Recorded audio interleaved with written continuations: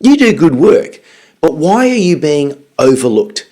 And in this episode, I'm going to delve into exactly why we need to have a mind shift that will enable us to go from being overlooked to being sought out as an in-demand leader.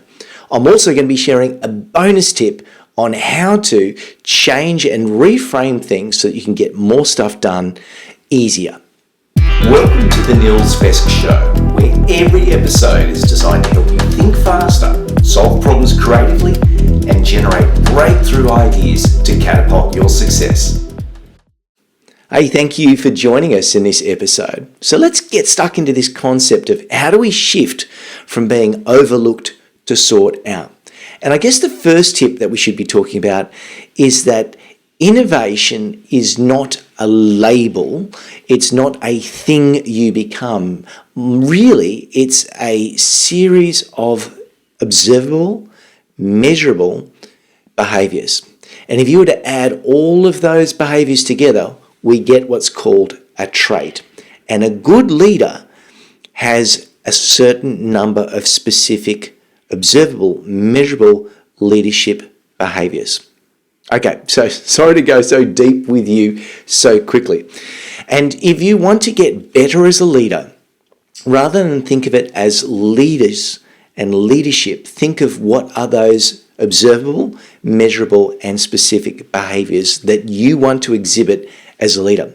So one of the things that we get our clients when we're doing mentoring or working in a program with different emerging leaders and even existing leaders is we get them first to list out what behaviors they think a good leader has. And the interesting thing about this is as they list those leaderships out, they start to get a bit of an insight as to what they might not be exhibiting themselves. So to give you an example of this, I'm always reminded of a leader, let's call her Andy, who was a very, very clever woman, but she really was being overlooked. And there was a couple of different reasons behind it. But when I asked Andy in a one-on-one session we had with us, I said, so Andy, what do you think a good leader should be doing? And as she started to list some of these things, I kind of thought, okay, and is there anything else that you think a good leader should have in terms of behaviors? And what she realized that she hadn't done before was that she was saying that leadership was almost this thing, this title that you got, rather than a swarm of behaviors. And when I explained to her what an observable, measurable behavior is, she kind of got it and she thought, oh, okay, that's it. I said, that's exactly it. If you just click off those behaviors, you will get the overall trait or the overall result. So let me give you some context of this one. When we work, for example, with an organization that say, we want to have innovation, I go, great. Well, what is innovation? And more often than not, they're talking about a trait because innovation is a result of a number of very observable, measurable, specific behaviors. So what we do is we start to go, well, can you name a couple of behaviors that would help you to have an innovative business or to have innovation in your organization? And it might start off with, well, I guess we want collaboration. I said, okay, so collaboration is a trait. What's an observable, measurable, specific behavior that exhibits some of that collaboration? Oh, what if people were to invite people from outside of their direct business unit to share their perspective on a problem? Bingo! That is an observable, measurable behavior that is going to lead to this overall result around the concept of innovation. So if we take that concept of what are those observable, measurable behaviors that we want or what we might need to have as a leader, it becomes so much easier to start exhibiting them. So if, for example, if you think that leadership should be being able to articulate a clear, crystal clear vision as to where someone's going, and do that by communicating and drawing or identifying or writing that out, what that goal is in a meeting, that is an observable, measurable, specific behavior that will help you to create great leadership. So let's come back to this thing. If you want to start to get sought out as a leader, you need to start exhibiting those leadership behaviors. Take the time, whether it's right now, put it on pause or whenever it might be, and write out a list of what you think are observable, measurable, specific leadership behaviors. Trust me, it really does work. And it's a bit of work, but that's what will give you clear. Okay, tip number 2 to help you become more sought out as a leader rather than being overlooked. And I would probably say that this comes down to the power of proactive thinking rather than either being reactive or waiting for someone to come to you. And one of the ways that we can do this really, really well is to put on our problem identification glasses. Now, more often than not, if a big problem occurs, people will know about it and they'll tell you about it, and you end up having to pull out the fire hose to put out that fire. I get that. But a good leader is actively on the hunt looking for those problems. It might be a customer frustration. It could be an internal process that drives people a little bit crazy. But whatever it is, they spend the time to not ignore it or say it's not important, is to identify it and go, we found this problem. What else should we do and how can we deal with it? So first one is to identify it. The second thing that we want to do is to be able to validate that it is a problem worth solving. Here's the reason why. Way too many people I've come across will spend a lot of time trying to invent a new product or a new process or a new innovation to try and solve a problem that doesn't really exist. And so really simply, if you want to be able to identify whether a problem really exists, is we write down or record the number of times that the problem occurs. We could also ask other people around, even if we're not their leader yet, we could ask around and say, hey, I've identified a little bit of a problem that could be an issue. Can you let us know how many times this problem occurs during the week for you? And then you've got some data. What we can do with that data is we can then go back and say, so on average, how much time did this problem add to your day? Was it 20 minutes? Was it 40 minutes? Was it an hour in order for you to get past it or the extra workload because of that problem? The beauty of doing this is where we can turn a validation into a financial justification as to why we might want to innovate or improve on it. So if we know, for example, that 27 people on the floor that you work in or the team that you work in were experiencing this problem, and the average person was spending half an hour a week on that, maybe something like that, then you could say, okay, well, roughly about 14 hours a week is being spent by our teams trying to solve this problem. Calculate that and multiply it by a charge out rate of $500 an hour, whatever the charge out rate might be. And then before you know it, you've got a sum of, it's costing us $6,000 a week. Now, that might not sound a lot, but over time it could be a big result, or it could be a bigger impact on the business. But you get the point. The point is validate it's a problem worth solving and then turn that validation into a justification to say this is why financially we need to solve it. So what we want to do is identify a problem up front, validate it's a real problem worth solving, and then put some numbers to it. Simple. That second tip can really help you to get recognized as a leader. All right. Tip number 3, and this is around the concept of inclusive leadership. Now, if you want to get more sought out as being, the in-demand leader, or you want to take it to the next step of becoming CEO, CFO, CIO, whatever it might be, marketing manager, one of the things that can really help to accelerate your career as a leader is understanding that everyone thinks that leadership is something else. What I mean by that is leadership to me would mean something very different to what leadership to you means. So say, for example, leadership to me is going to be influenced by my peers that I've had, the people I've worked with, the leaders I've seen working around with, my clients, bosses I've had in the past. maybe in the community. And your leaders, or the leaders that you've experienced, or examples of leadership, could be very different depending on your life, your career, and the organizations and experiences that you've had. Why this is important is if you can spend the time to ask someone what leadership means to them, you'll understand how you can be a better leader in a way that will respond to what they're looking for. And vice versa, when you communicate what leadership means to you, they get a better understanding of what your expectation is as a leader and how they can work with you.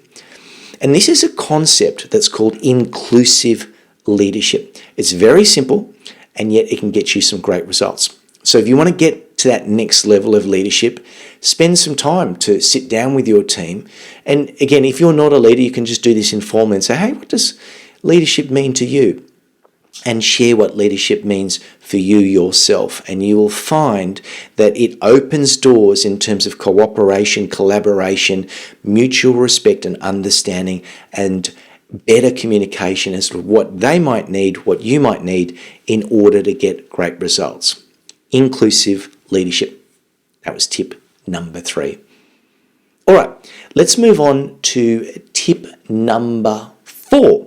And in tip number 4, I think a real powerful way of becoming a better leader is to just get better at having more authentic conversations.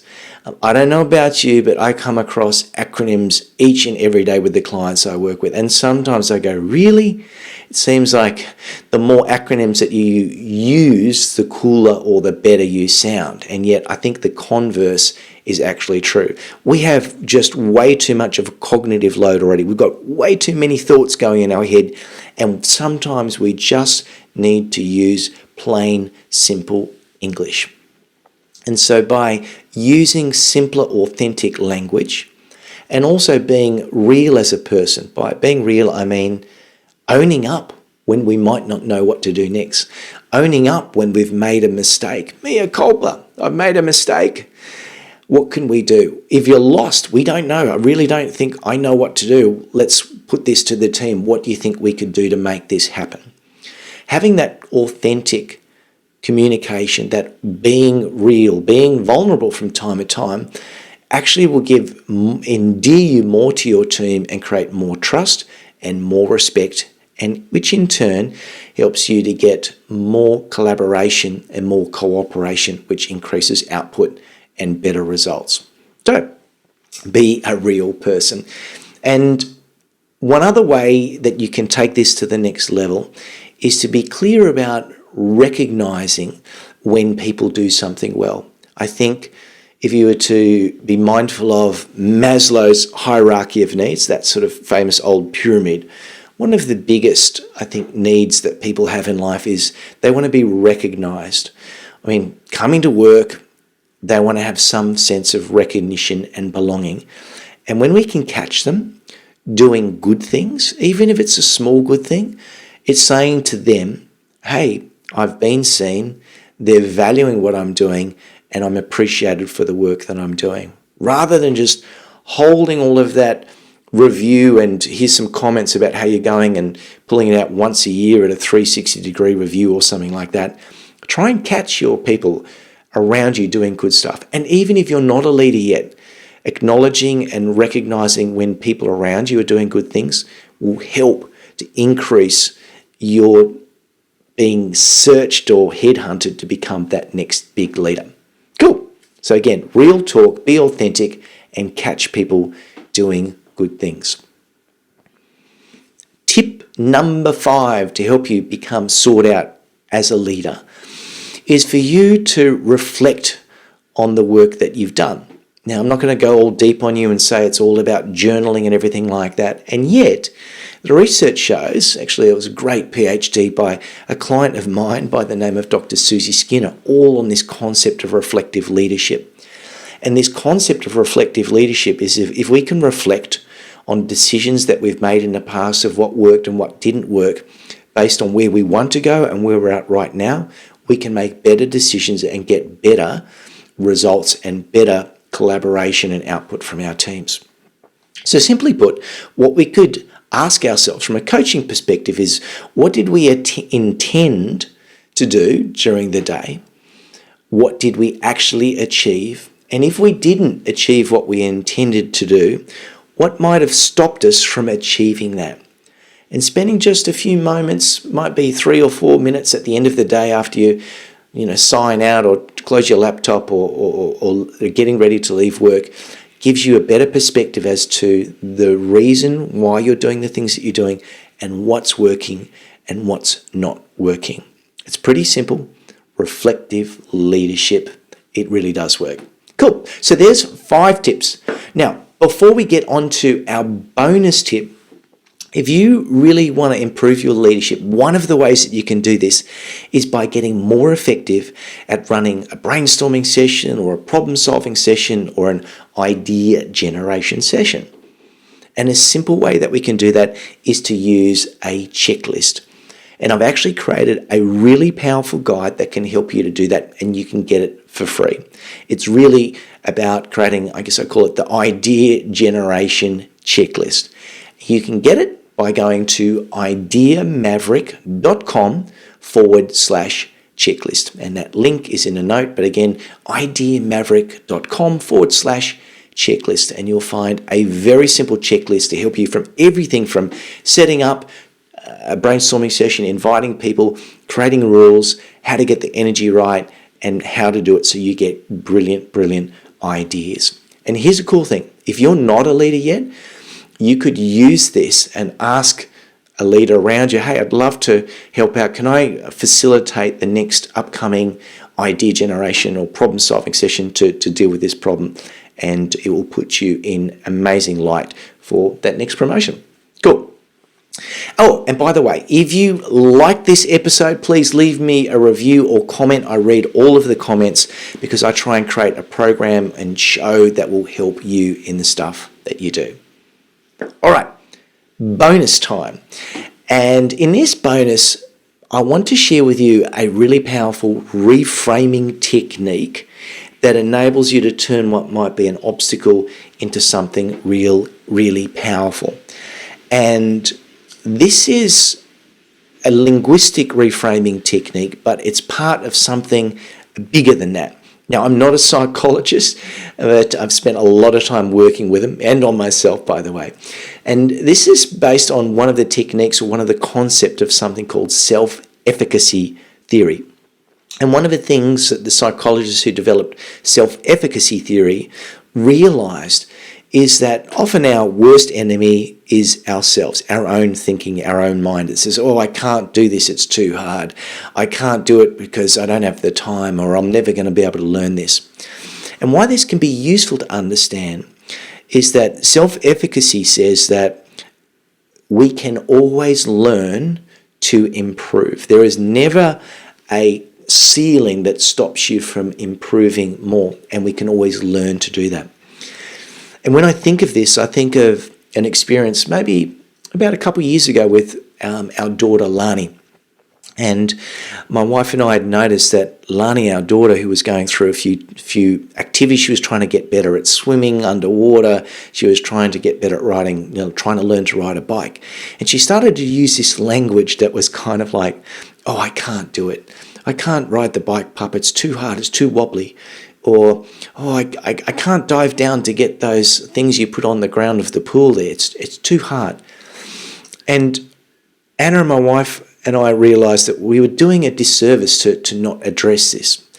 And so, not that I wanted Lani to become the next Uber Wunderkind, although that would be cool, could retire early. But I do want her to have a mindset of possibility rather than one of impossibility. And so I suggested to her, I said, okay, Lani, you might not be able to do it now, but we can learn how to do it. So rather than having I can't do, it's like we can do by saying, I might not be able to do it now, or I can't do it just yet, but I can learn how to improve in order to get there. I can't ride a bike yet, but I can learn how to ride a bike. And using that simple little reframe can enable you to change from one of, I've hit this ceiling, there's no way I'll ever become a leader, or no way I'll ever become a sought out idea, problem solving machine, to I can learn how to get better at this. And for me personally, one of the challenges in a business where I own a company where I wear several hats, even though I've got staff around me, one of the hats I have to wear is sales. And as much as I may not like having to sell, I'm an introvert, believe it or not, I realized a while back that I needed to do it. And I had some impossible linguistic language going in my head saying, oh, I can't sell. I suck at selling. And so I changed that to, even though I may not be great at selling just now, I can learn how to become a competent, confident sales professional. And I use that language, and it completely changes my perspective. So I hope that's been of value to you guys. Thank you so much for watching or listening, tuning in, and we'll see you in the next episode. See you later.